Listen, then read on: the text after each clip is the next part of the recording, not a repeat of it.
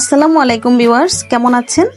আমার চ্যানেলে নতুন আরেকটি রেসিপি দেখার জন্য আমন্ত্রণ জানিয়ে শুরু করছি আজকের রেসিপি।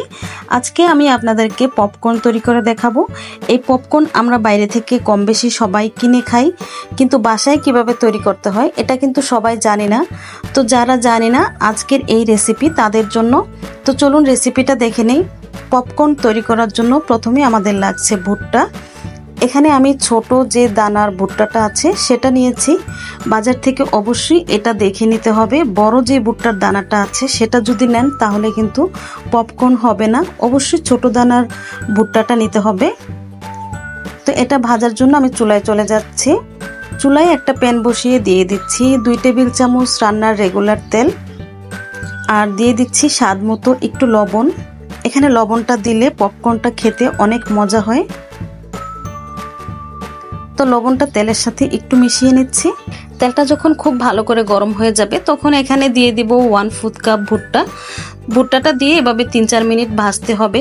তারপর যখন দেখবেন যে এরকম ফুটতে শুরু করেছে তখন একটা ঢাকনা দিয়ে ঢেকে দিব। আর দেখুন এগুলা নিজে থেকেই ফুটতে থাকবে, আর নাড়াচাড়া করতে হবে না। ঢাকনাটা কিন্তু সরানো যাবে না, তাহলে কিন্তু এই পপকর্নগুলা ছিটকে এদিক সেদিক ছড়িয়ে যাবে। তাই ঢাকনাটা দিয়ে রাখতে হবে। তো এভাবে আমি কিছুক্ষণ অপেক্ষা করছি।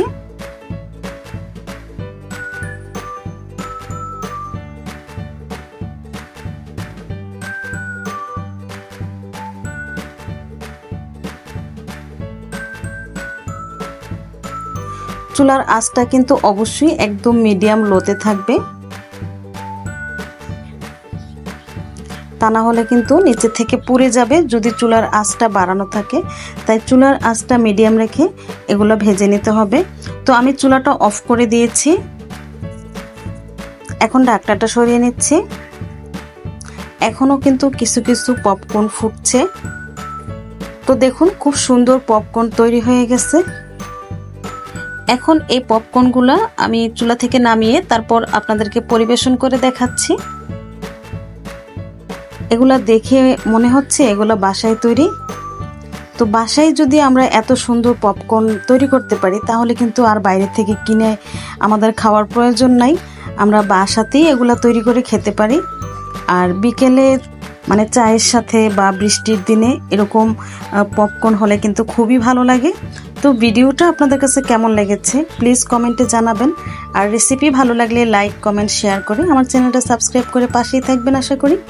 আজকের মতো বিদায় নিচ্ছি। সবাই ভালো থাকবেন, সুস্থ থাকবেন, নিরাপদে থাকবেন। আল্লাহ হাফেজ।